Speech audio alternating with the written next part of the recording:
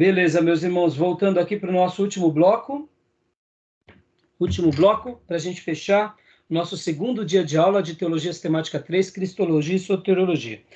Na página 553, nós estaremos trabalhando agora sobre uma questão bem interessante, que é a questão da quinosis. Uma discussão teológica bem interessante.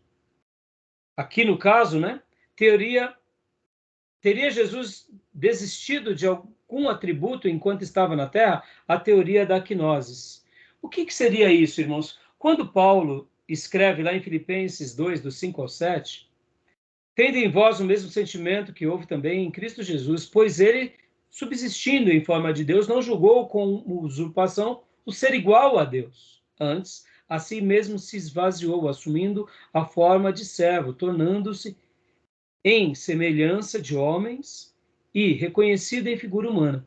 Essa palavra se esvaziou, que no grego é uma palavra que é kenosis, que significa esvaziar-se, ou esvaziar, ou esvaziou-se.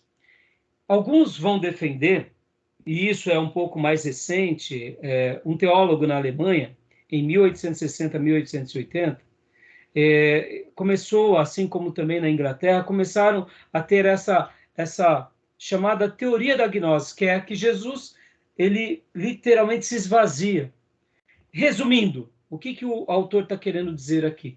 Que essa discussão, ela pode parecer num primeiro momento inteligente, mas ela tem ali características ruins. Por quê?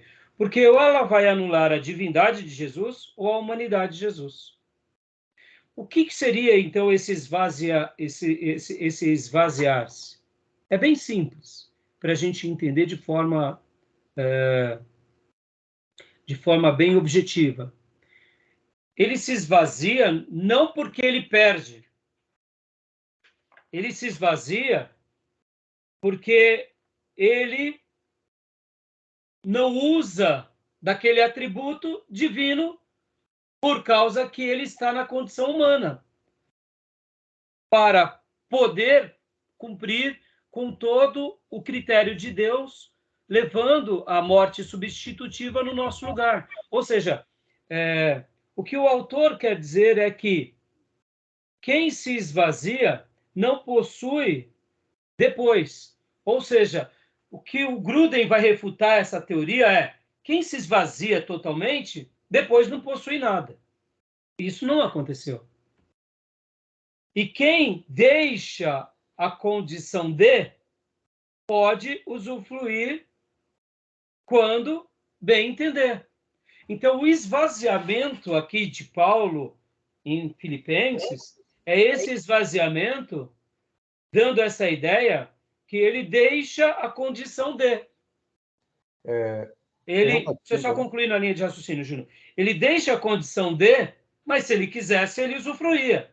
Por exemplo, como a gente acabou de fazer vários apontamentos no bloco anterior, mostrando sobre Jesus divino. Então, ou seja, se ele quisesse, ele usufruía. No entanto, como a obra redentiva dele, como homem, precisava ser cumprida, ele precisava romper o pecado como homem, não como Deus. Como Deus, ele romperia o pecado. Mas como homem, ele precisava lutar contra o pecado, como deveria Adão e Eva ter lutado e vencido. Pode ver que nós pecamos não porque não queremos. O pecado é uma escolha. Assim como pecar e não pecar são escolhas, amar é uma escolha. Nós geralmente atribuímos que é algo sentimental, é algo místico, é um toque, que se Deus tocar em mim, eu não peco. Não. O poder de Deus está sobre nós. Mas são as nossas volições, são as nossas inclinações. Então, Jesus precisava vencer o pecado como homem. Então, quando ele se esvazia, não é porque ele perde, porque quem perde não tem mais. Mas no caso aqui, ele deixa a condição de. Para quê? Se ele quisesse, ele usufruiria. Então, essa teoria da quinose, o autor aqui vai refutar, e é muito legal os argumentos, e a gente compreende plenamente que ela acaba, de uma forma ou de outra, negando a divindade de Jesus e o tornando menor do que Deus. Então ele passa a ser um profeta a mais na história. Isso não é verdade, tá bom? Tudo bem até aí? Júnior, você ia fazer o apontamento? Eu entendo aí que ele deixar de usar as prerrogativas. Exatamente. Porque, por exemplo, eu posso ser um rei, ter tudo e falar, não, eu não vou usar das minhas prerrogativas.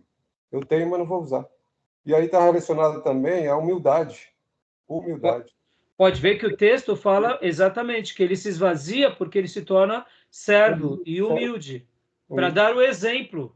Claro. E Deus o exalta. Sim. Maravilha, Júnior, é isso aí, prerrogativa. Gostei do seu apontamento. É um rei que poderia dar cartada, mas ele fala, não, eu vou participar. Quer ver um exemplo disso, Júnior, que você colocou bem? Quando Neemias vai reconstruir as muralhas. Ele tinha prerrogativa de governador, mas ele vive como um judeu a mais. Por que ele se torna célebre? Porque ele era governador? Não, porque ele foi um ser humano incomparável. Ele tirava da parte dele, da parte que era destinada aos governadores, para comer junto com todos, ou seja, ele comia com todos os demais. Comum. Por essa razão, ele pegou uma colher de pedreiro numa mão e uma espada na outra e juntos construíram a muralha. Foi um milagre ou não foi? Mas, pastor, foi um milagre que em 40 e poucos dias eles ergueram? Claro que foi. Mas eles não trabalharam? Trabalharam. E quem disse que quando a gente trabalha, a gente não está vivendo um milagre?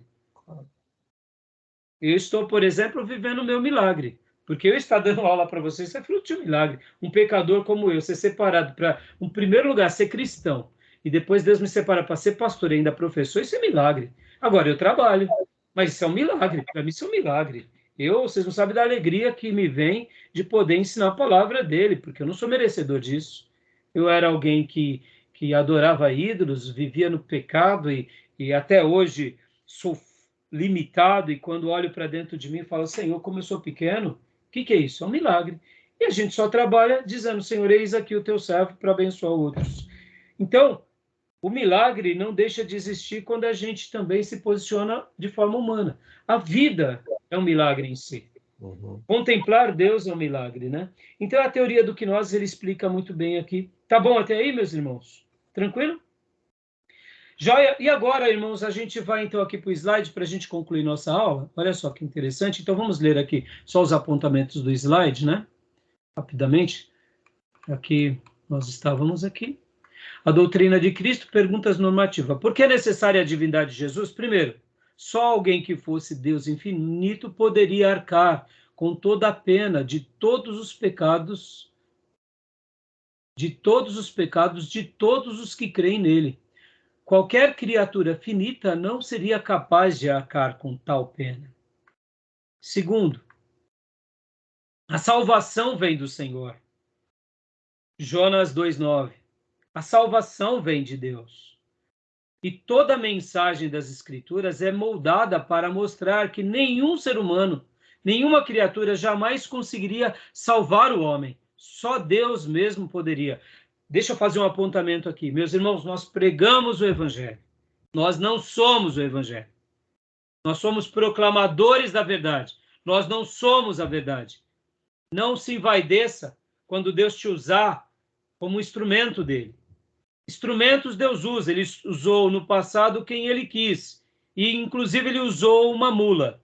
Então, não se vanglorie de ser usado. Se alegre de ser aprovado. Porque muitos, quando são usados, se perdem nessa vaidade. E ser usado é uma bênção, mas ser aprovado é incomparável. E toda obra de Deus é Deus fazendo, usando os seus instrumentos como Ele quer. Nós somos uma caneta nas mãos do Supremo Escritor. Quando Ele escreve um poema lindo por meio da nossa vida, glorifique a Ele, porque a salvação, como a operosidade, vem de Deus e não de nós. Amém, meus irmãos? Continuando, por que é necessária a divindade de Jesus 3? Só alguém que fosse verdadeiramente pleno Deus poderia ser mediador entre Deus e os homens. 1 Timóteo 2,5. Tanto para nos levar de volta a Deus, como também para revelar Deus de maneira mais completa a nós. João 14,9. Foi Deus quem revela Jesus, e nós só o compreendemos por causa dele. Tá bom, meus irmãos? Tudo bem até aí? Tranquilo? Sim. E agora, para a gente concluir, esses debates aqui vão surgir na história da igreja, ou seja, concepções inadequadas sobre a divindade de Cristo na história da teologia. Ou seja, depois de alguns séculos, aconteceram problemas sobre a natureza de Jesus. O primeiro deles é o apolinarismo, que nasce por volta do século IV, 361, depois de Cristo. No livro está antes de Cristo, mas é depois de Cristo, tá, irmãos? Corrijam aí. É a ideia de que a pessoa de Cristo possuía um corpo humano, mas não uma mente ou um espírito humano. E que a mente e o espírito de Cristo provinha da natureza divina do Filho de Deus. E aqui tem uma figura no livro, né, que separa o corpo humano e a natureza divina. Então, essa ideia é uma ideia herética. E o nosso querido irmão Gruden vai mostrar como essa questão ela é perigosa e como isso foi problemático na igreja. Pode ver que o apolinarismo foi rejeitado por alguns concílios eclesiásticos desde o concílio de Alexandria, em 362 depois de Cristo, até o concílio de Constantinopla, em 381 depois de Cristo. Ou seja, o apolinarismo entrou e aí houve os concílios para rebater essa ideia. Tá bom até aí? Tudo bem? Logo na sequência vem o nestorianismo, que também fazia uma outra salada. É a doutrina de que havia duas pessoas distintas em Cristo, uma pessoa humana e outra divina. Aí tem um quadro aqui que mostra um retângulo, e aí a pessoa humana e a pessoa divina. Perceba que, diferente do apolinarismo, que havia uma separação, a ideia de que a pessoa de Cristo possuía um corpo humano, mas não uma mente ou um espírito humano. É um corpo humano, mas a mente e o espírito é divino. E que a mente e o espírito de Cristo provinha da natureza divina do Filho de Deus. Ou seja, deixa eu fazer um apontamento aqui bem importante, irmãos. Percebam que, quando tratamos de Jesus encarnado, que é 100% Deus e 100% homem, nós estamos também pincelando um pouco naquilo que trabalhamos no módulo anterior sobre a Trindade. Ou seja, é complexo, irmão. Como vamos falar do eterno sendo finitos? Nós precisamos acreditar no eterno que a revelação nos deixou e seguir os passos dos apóstolos e da igreja primitiva, na mesma essência. Mas se a gente ficar arrazoando o que deve ser e afirmando o que as escrituras não afirmam, a gente vai cair ou no apolinarismo, ou no nestorianismo, ou ainda nesses outros ismos aqui. Olha só, o monofisismo, ou eutiquianismo, tá bom? Que é a ideia de que Cristo possuía só uma natureza, ou seja, era a natureza humana, a natureza divina, e aí cria um novo ser. Percebam que essas três ideias, ou elas vão anular a divindade, ou vão anular, de fato, a humanidade. E é para solucionar essas controvérsias, vem o quê? A definição de Calcedônia, em 451, ou seja, 100 anos depois, meus irmãos. E aqui está a definição de Calcedônia, que ela é muito interessante. Inclusive, no livro-texto, vocês vão ver, na página 459, que tem uma nota de rodapé. E é muito interessante. Essa nota de rodapé é o número 34. E o que seria essa nota de rodapé? Essa nota de rodapé está mostrando o seguinte, que essas ideias erradas, elas ainda acharam morada em algumas igrejas cristãs. Por exemplo, a Igreja Ortodoxa Etíope, a Igreja Ortodoxa Copta no Egito e a Igreja Jacobina na Síria. Essas ideias, que é a ideia do monofismo, eles ainda hoje acreditam nisso. Olha só, como uma heresia entra e quando não é refutado, porque o que aconteceu aqui quase 100 anos depois? A igreja sentou, reuniu e chegaram a essa máxima dizendo, não, Jesus é 100% Deus, é 100% homem, como é ensinado pelos apóstolos, nascido pelo poder do Espírito Santo na Virgem Maria, e assim como Jesus é o Verbo de Deus, o Logos, que foi registrado pelos apóstolos, e os apóstolos deixaram nas Escrituras, dessa forma nós precisamos crer e ponto final. Essa é a síntese da definição aqui da controvérsia por causa da pessoa de Jesus. Tá bom, meus irmãos? Interessante. Então, aí vocês... E aí, por exemplo, olha assim, a cristologia de Calcedônia é essa hipostasis, né? É a natureza humana sem pecado e a natureza plenamente divina. Em outras palavras, o que eles estavam dizendo? Jesus era isso, era uma natureza humana que não pecou, era 100% homem, no meio de uma natureza divina. Por isso que ele é uma natureza, não anula a outra. Pastor, mas eu não entendo isso. Tudo bem, você pode não entender. Como eu não entendo a Trindade, mas eu creio na revelação. Então, sobre o resumo da divindade e humanidade de Cristo. Permanecendo o que era, tornou-se o que não era. Em outras palavras, enquanto Jesus permanecia o que era, ou seja, plenamente divino, ele também se tornou o que não era antes, ou seja, também plenamente humano. Jesus não deixou nada de sua divindade quando se tornou homem, mas assumiu a humanidade que antes não lhe pertencia. Wayne Grudem. Tá bom, meus irmãos? E aí a gente vê essa obra perfeita da natureza divina para a natureza humana, dignidade para ser cultuada, incapacidade de pecar. Ainda que a natureza humana de Jesus não tenha mudado em seu caráter essencial, porque ela foi unida à natureza divina na pessoa única de Cristo, a natureza humana de Jesus obteve dignidade para ser cultuada, incapacidade de pecar. E ainda que na natureza humana, para a natureza divina, a capacidade de experimentar o sofrimento e a morte, por isso que ele se tornou humano, e a natureza humana de Jesus lhe deu a capacidade de ser o nosso sacrifício substitutivo. Tá bom, meus irmãos? E assim concluímos.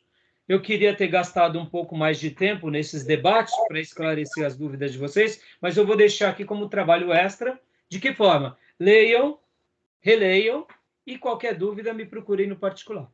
Tá bom? Porque vocês vão ver que os assuntos são bem explicados pelo Grudem e aí eles vão mostrar. E aqui, para eu concluir a nossa aula, irmãos, o que é teologia sistemática? É dar uma resposta nos seus dias a uma heresia que surge. Porque o que foram essas más compreensões? O apolinarismo, assim como também o nestorianismo, assim como o monofisismo ou eutiquianismo. O que foram? Ideias que foram surgindo sobre a pessoa de Jesus, ou que anulava a divindade, ou que anulava a humanidade, ou que criava uma nova pessoa. Então, percebam que a igreja, o que é teologia sistemática? Você resgata a teologia bíblica, mostra onde estão os erros e dá uma resposta na história. Foi aí onde surge essa controvérsia da definição de Calcedônia. O que é teologia sistemática? É retomar a base bíblica daquele ensino no novo contexto, refutando as ideias erradas para que a gente não fique doente. Tá bom? Tudo bem, meus irmãos? Sim. Alguma dúvida? Todas as dúvidas?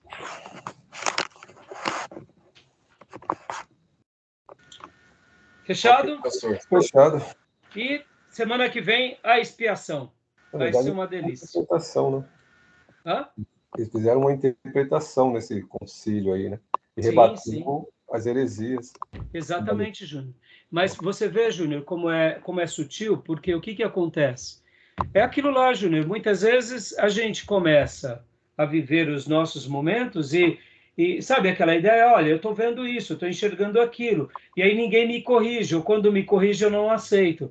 E aquilo que num primeiro momento pode até ser uma ideia boa, ela vai se desdobrando numa heresia. Chega a um ponto na igreja, né? que vai deixando a igreja doente. Porque, irmãos, vamos lá. Vamos explicar o Espírito Santo. Dá para explicar? Não. Cremos dele. Dá para explicar a Trindade? Não dá. Cremos. Dá para explicar Jesus? Não. Cremos. Ele era 100% homem? Sim. 100% Deus? Sim. que a Bíblia mostra? É o que nós cremos. Simples assim. Fechado, meus irmãos? Ok. Deus abençoe, meus irmãos. Querendo Deus, até quinta, em nome de Jesus. Amém. Que Shalom. o Eterno fique conosco. Amém. Amém. Boa Deus noite a todos, abençoe. irmão. Boa Deus noite, abençoe. meus irmãos. Abraço, bom descanso. Graças a Bom Deus. descanso.